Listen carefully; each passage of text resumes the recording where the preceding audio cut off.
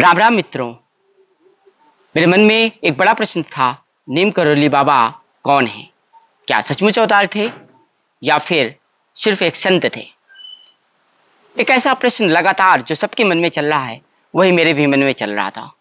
और नीम करोली बाबा के बारे में मौनी बाबा से बढ़ करके जवाब कौन दे सकता था।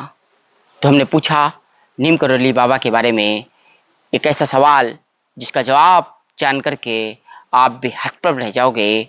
सवाल से बढ़ करके एक बड़ा जवाब मौनी बाबा ने दिया। मौनी बाबा ने लिखकर स्पष्ट बता दिया कि जब बाबा ने देह त्यागी थी तब सबसे ज़्यादा कौन रोया था, किसके आंखों से आंसू बह गए थे। जानिए इस वीडियो में। मौनी बाबा और बाबा नीम करोली की जय हो।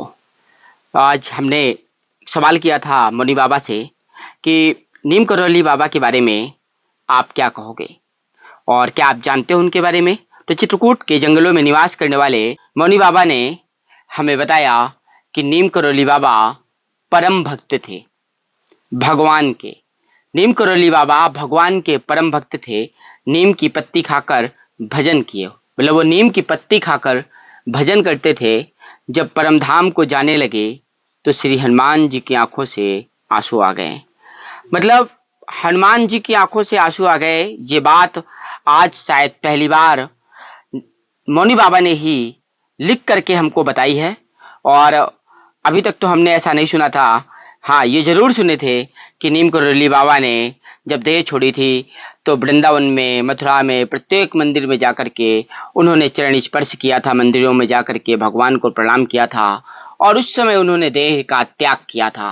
लेकिन आज मौनी बाबा ने बताया कि हनुमान जी महाराज की आंखों में आंसू आ गए थे और लोग नीम करोली बाबा को हनुमान जी का अवतार ही मानते हैं और कहते हैं कि वास्तव में वो हनुमान जी का अवतार थे।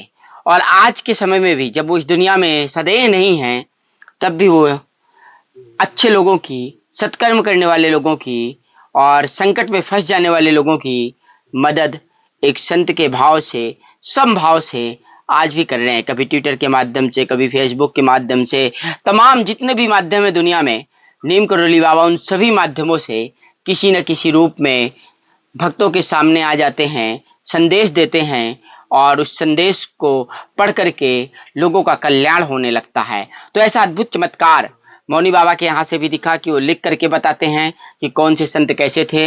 और नीम करोली बाबा भी आज लिख करके और सोशल मीडिया के माध्यम से भी लोगों से कनेक्ट हो जाते हैं। तो इस प्रकार से आज हमें एक बहुत बड़ा ये ज्ञान मिला कि नीम करोली बाबा जो गुरुदेव हैं, और गुरु पूर्णिमा के अवसर पर तो लोग अपने अपने गुरु को जरूर पूछते हैं। और इस प्रकार से सबके गुरुदेव नीम करोली बाबा बने हुए हैं और सबकी अपनी एक आस्था है। वो जो कहते हैं वैसा होता हुआ भी खूब नज़र आता है।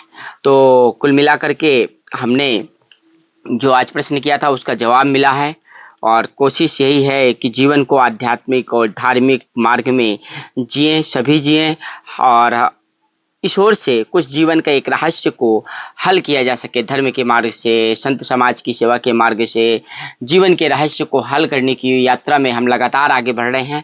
आप सब अपना सहयोग बनाए रखिएगा, हमारे चैनल को सब्सक्राइब करिएगा और शेयर जरूर करिएगा।